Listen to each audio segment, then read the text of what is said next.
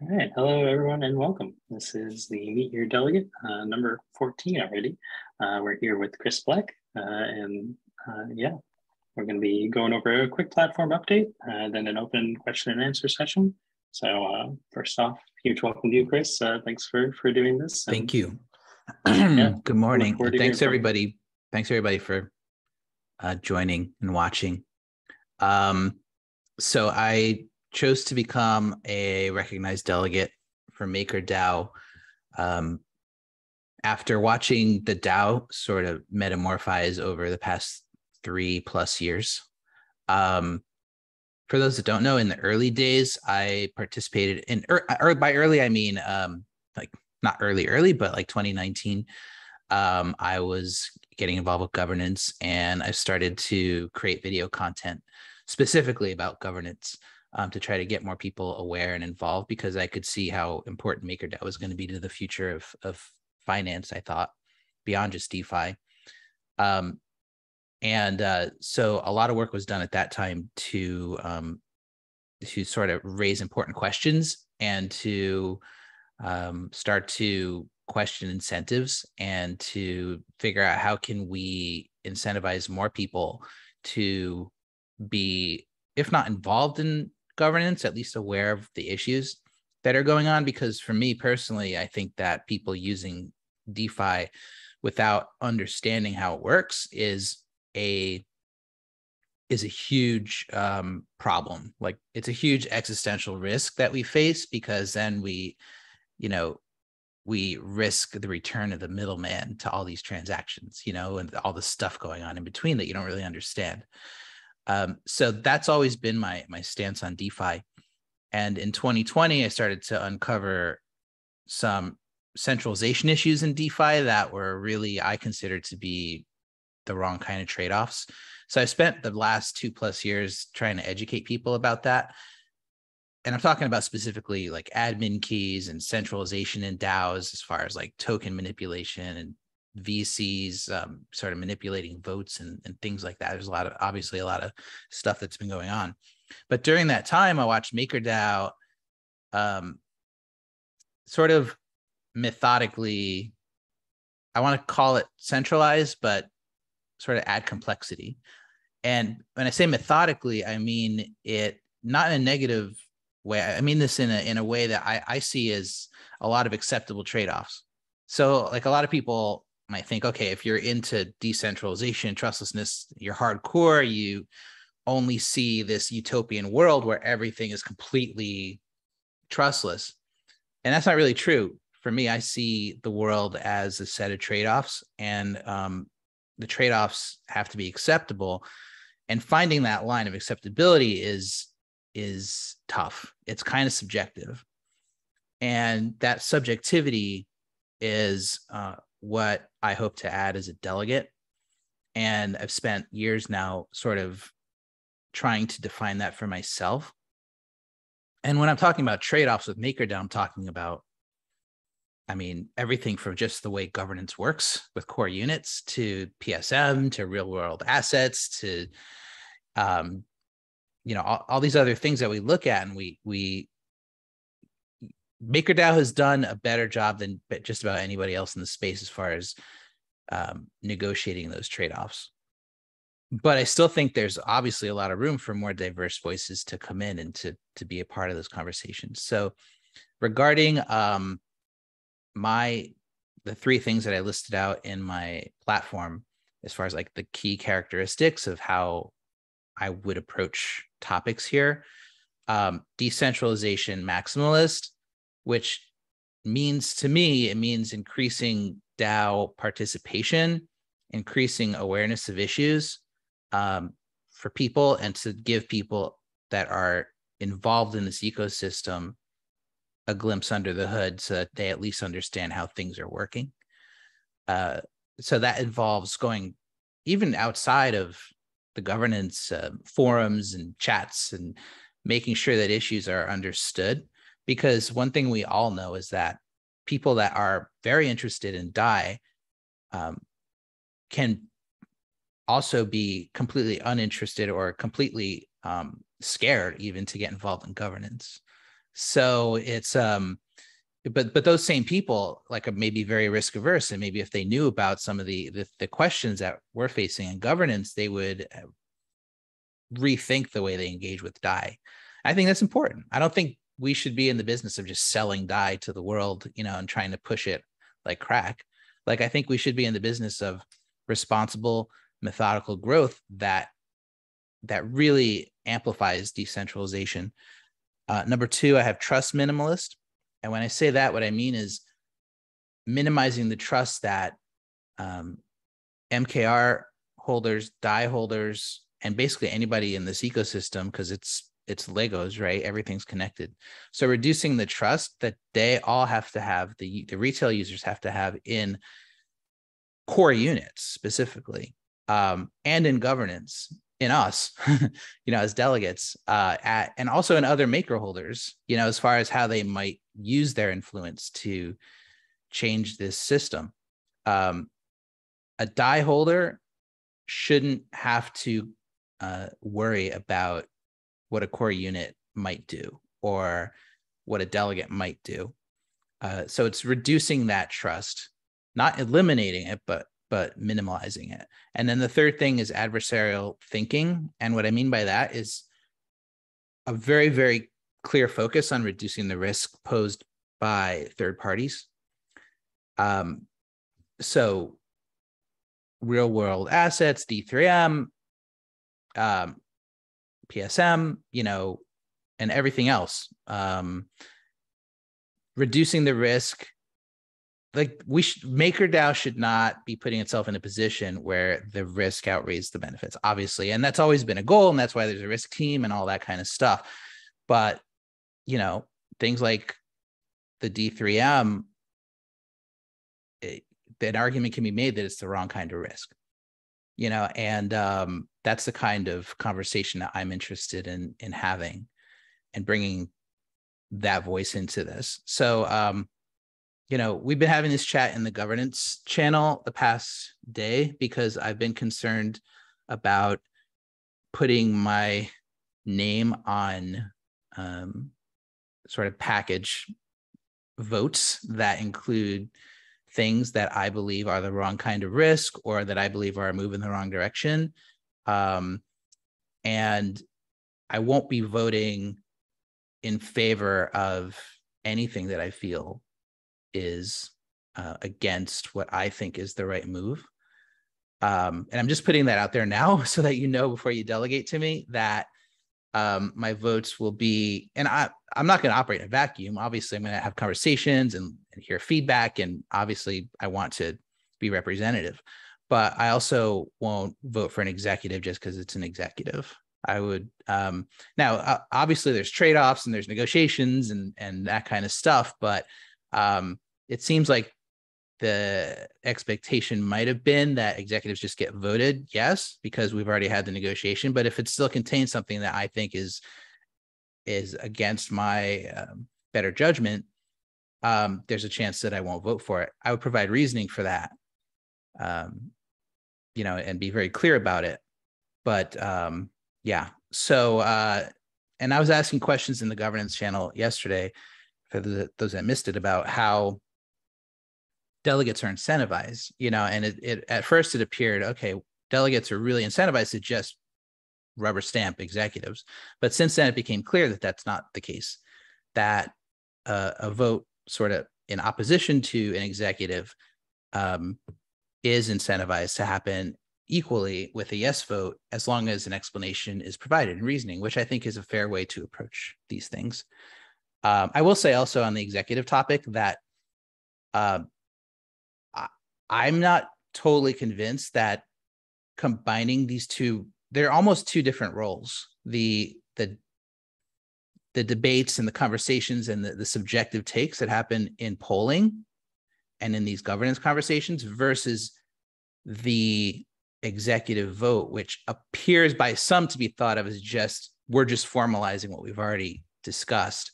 But the expectation that somebody who might be in opposition to part of that executive would rubber stamp the executive makes me wonder if combining those two roles makes sense.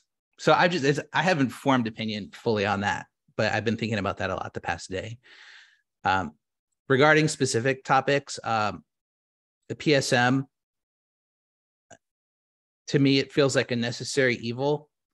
I've always thought of it as a temporary fix. I think that by temporary it could be years, but I think that it makes sense to always consider it as a something that's not permanent and something that eventually MakerDAO should strive to eliminate. Mostly because of, just the philosophical reasons, but also the risk that's posed, especially with all the stuff happening in Washington, D.C. lately. The D3M, I said, I think it's the wrong kind of risk. I think that totally relying on Aave's security is not a good trade-off. I think that also, especially with things that have been recently disclosed about Aave's reliance then on other third parties, as far as Chainlink goes and oracles, it's just like this daisy chain of risk that doesn't seem like the right kind of trade-off. Obviously, it's already happened. So, but just sharing my thoughts on that. And then regarding, I just wanted to mention real world assets. I'm not opposed to real world assets. I think that slowly, methodically adding them makes sense. The first question I would always ask is, how do we liquidate this? How do we, what kind of risk is posed by the third party and the core unit I still have to learn how this all works, but as far as, how these things are being handled by this unit that's responsible in the real world, I haven't fully gotten educated on that yet, but a lot of this stuff I'm going to learn as I go along. And, but I am a skeptic when it comes to that stuff, but I'm not opposed as long as risk mitigation is very, very clear. And, everything just makes sense. I want to bring a lot of logic and reason to these conversations, and hopefully that's valuable to some MKR holders that are interested in delegating in that regard. So, and the other thing I wanted to throw out there before we go to Q&A is MetaDAOs are, so far, based on my understanding, it's scary. I think it's something I want to think about some more, but I think that the level of complexity we're talking about here and the risk of things sort of spinning into a situation that nobody can wrap their head around. I feel like MakerDAO is already in a place where it's very, very difficult for one person. Any of us here, like, as you guys know, like better than me probably, it's very hard to understand everything that's happening all the time, especially when there's all these closed door meetings and things going on, and, core units sort of going off and doing their own thing. But then when you add additional spokes, like is being proposed, I get very concerned about the unknowns there. So I'm not totally sold on the idea, but it's an exciting conversation. I think that it's worth discussing. I think that I'm really a believer in slow and methodical growth. I've said it a few times in this call. I'm not a believer in rushing to dominate the world by next year, or I don't believe DAI has to be the #1 stablecoin, by 2023. Or I think that Bitcoin grew the right way, slowly, under the radar, but prioritizing the right things and making sure that by the time it did take over the world, it was battle tested, hardened, had a shield that couldn't be penetrated, at least as much as possible. And I would love I think DAI still has that opportunity, but it in a different way. It's not going to be Bitcoin, but it can get to a place where the DAO is impenetrable to a point, specifically against the risks that other centralized stablecoins are battling right now. And I don't think it's there yet, but I think it can be. So that's a quick summary of my ideas, my platform, my takes. So thanks for listening. Yeah, thanks, Chris. That was great. You covered a lot of ground, though. I know, Raphael, you had your hand go up.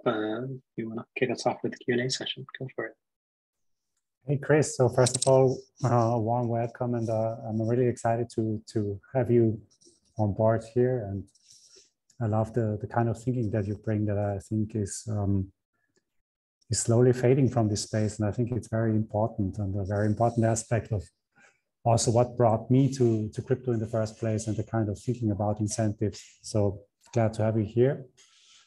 I just, my question is, I want to understand your reasoning behind the executives a little bit better, because for me, when delegates decide to not vote on executives that contain proposals that they opposed, it just adds more friction and actually makes the system less stable and more brittle.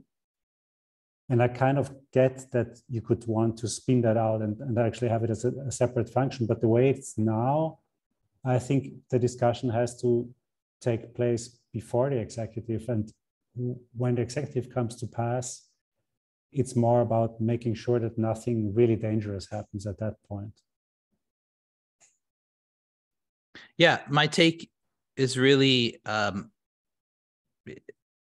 it's a principled take, I guess, in that if I'm voting yes on something that I believe is the wrong move, and I have the voting power to make a difference, then, and delegates are still delegating, I'm sorry, if MCAR holders are still delegating to me, I don't want to put my signature on something that I am opposed to, or that I think can do long-term damage, or, that I think in 5 years somebody could look at and say, wow, who put this thing into place? So I do understand how things have been working. I think, as far as like delegates have a duty to execute the will of what's already been decided in the forums and the polls by governance. But at the same time, to ask somebody to vote against the way that they think things should go, it's still a vote. I mean, it's a vote for a reason, right? I don't know.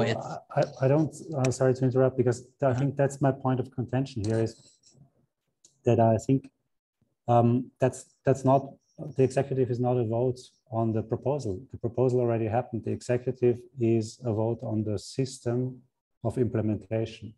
Right. I understand, but it still requires a delegate to use their voting power to put it into place, right? To formalize it. And it's the same delegate that was either for or against it in the forums. So based on this setup, I understand the expectation. I do. I understand why, people are looking at it this way. But what I'm saying is, and I'm not saying that anything should change, or I guess maybe I'm suggesting something should change, but I'm saying for me as a delegate, I'm choosing not to vote for things that I would stand in opposition to, even at the executive level. So I want to say it now on this call and in my platform and so that if anybody delegates to me, they understand that. And if people do delegate to me, I'm assuming that they are on the same page, and that maybe they see the need for some change in that particular system. I'd love to.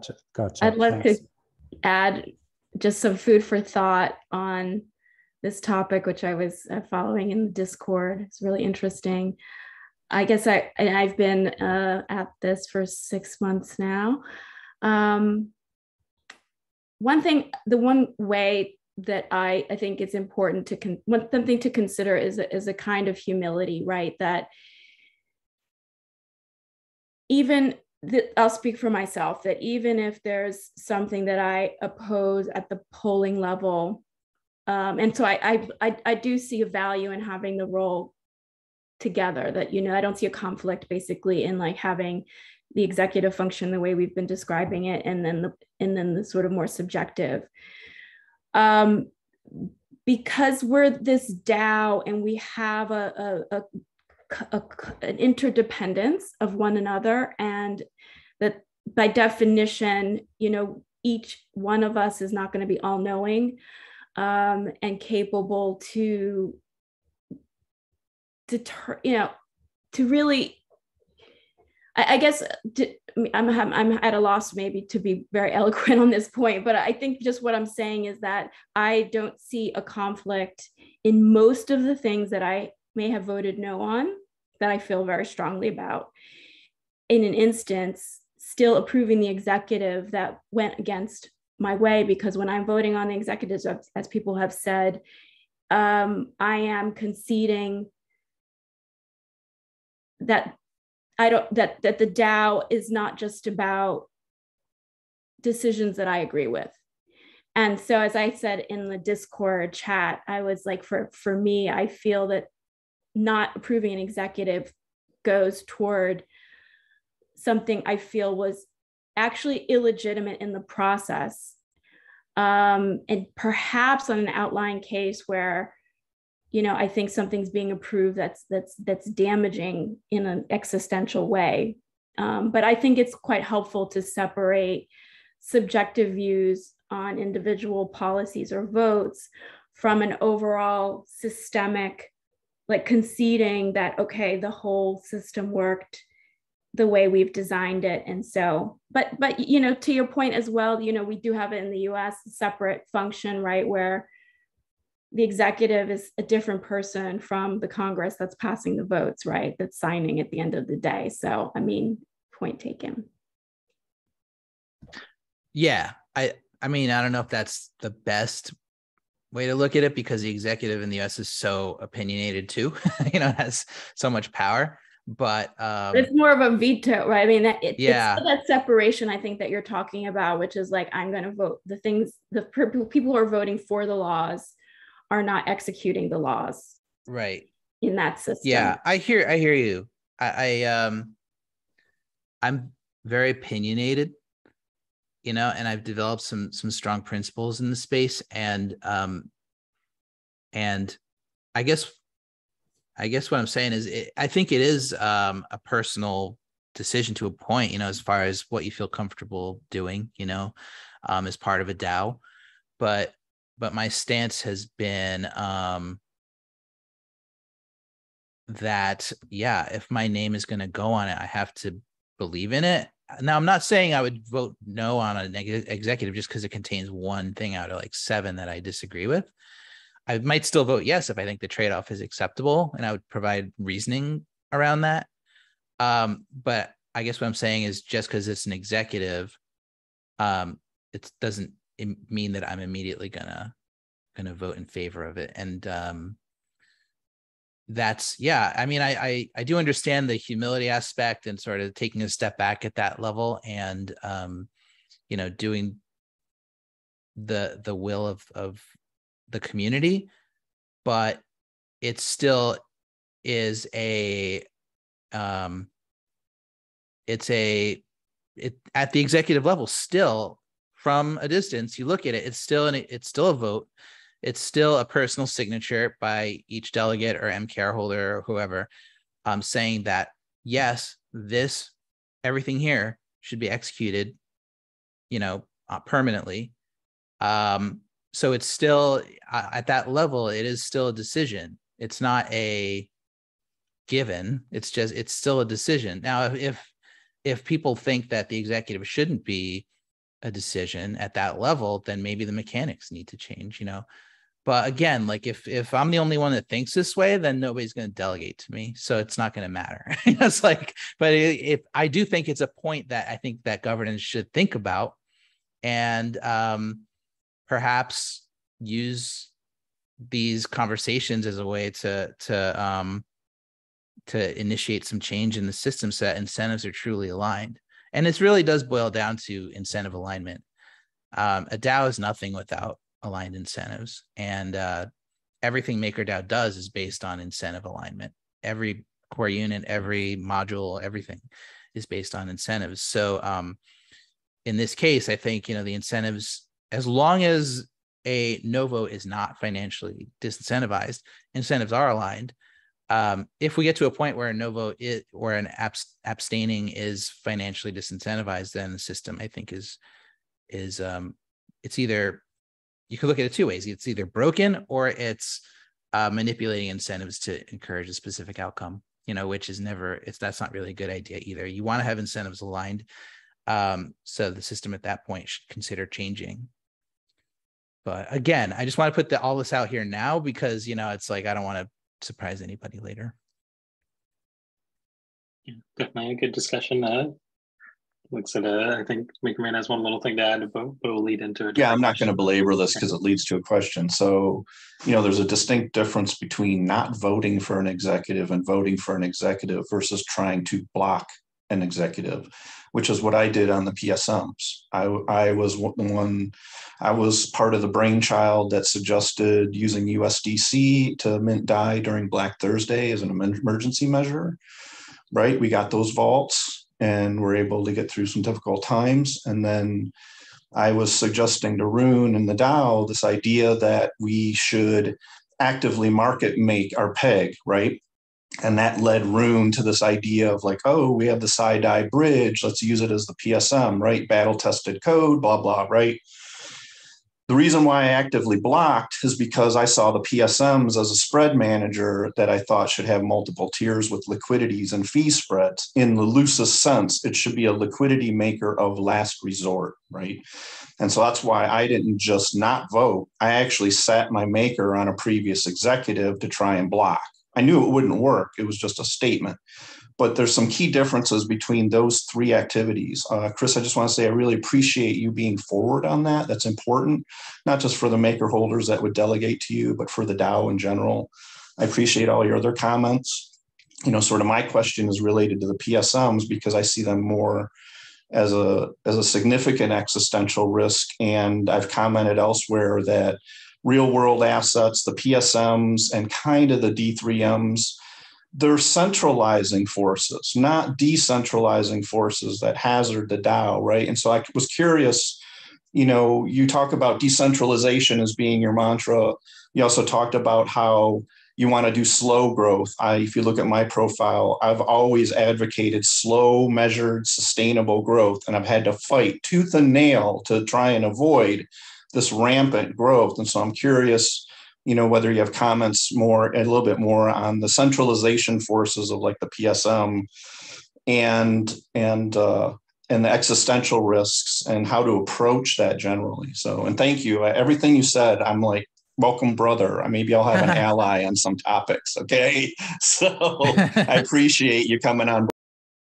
Thank you. So, regarding the PSM, like I said, it seems to me so far like a necessary evil. I'm not totally clear yet on what the impact of completely rejecting it would have been as far as DAI liquidity. So that's something I need to still learn some more about, looking at the past. I think that, I was a purist in 2019, and I was not a big fan in 2019 of the switch to multi-collateral. And even to this day, I think Liquidity is a great product, and serves a great need because it's only focusing on one form of collateral. But I came to terms with the fact that it's not about what kind of collateral you use. It's about what level of risk you're allowing and where that debt ceiling is. And those are the kind of trade-offs that I have appreciated from MakerDAO, which taught me something about when it's time to sort of take a look and start to realize trade-offs aren't always terrible. They can serve first as great experiments if you just start out slow, and then you can increase your level of risk as you feel more comfortable. But regarding the PSMs, I think that I'm not totally knowledgeable enough right now to know if it's at the right level of risk. I think it's like, looking at I'm a big fan of looking at worst case scenarios. That goes to the adversarial thinking. I think the worst case scenarios should be acknowledged always. The D3M, worst case scenarios, Chainlink's multisig gets hacked, Aave gets completely wrecked, and all that DAI is lost, right? And then where does that risk get passed on to? Okay, like what would happen then? So it's, when it comes to the PSMs, worst case scenarios is blacklisting, is regulatory interference, on the centralized front. What could happen? How would that go? How would that affect the protocol and the maker holders? So I know that these discussions have already been had, and I've never been 100% convinced that the current reliance is right. But it seems like, but I'm also not sure what would happen if it was reduced from X% down to Y%. That's something I need to learn more about, and I haven't been immersed in the ecosystem enough over the past 6 months to fully know that today. But I hope to, over the next few weeks and months, to get. But I hear what you're saying. I think that it's right to have these concerns, and I think that it's important that I think that looking at these things from that point of view, from different points of view, shouldn't be seen as governance attacks. I think that anybody who's here contributing to the conversation, no matter what the point of view is, obviously cares, because this is a DAO that's very complicated. It takes a lot of time to understand these issues.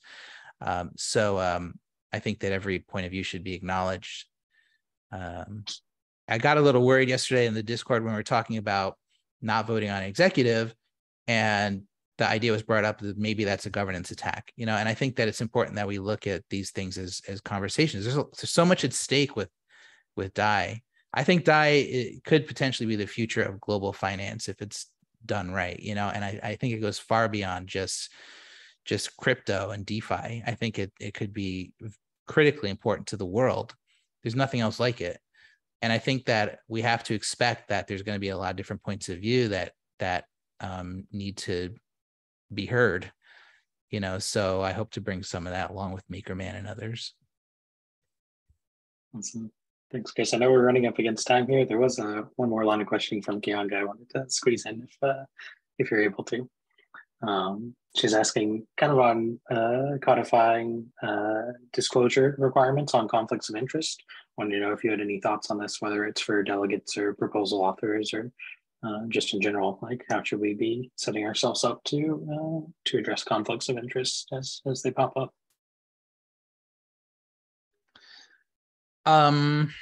Yeah, it's a great question. It's something that I was thinking about looking at some like the real world asset proposals and things like that. I mean, but obviously it goes for delegates and core units as well. And I guess when we say codify, it's like, I don't even know if there's clear rules in place currently. Are there? I mean, as far as like when I was asked, are there do I have conflicts of interest? It's just no, because basically nobody's paying me anything right now. So I think it boils down to like financial incentives, right? And yeah, we don't have much that's very specific, or whether ownership percentages. Yeah, we really don't have. It's a new conversation I think we're starting as to whether we need to have more formal or thought or engage in a process of thinking through this and putting something more specific in place for different actors and different scenarios.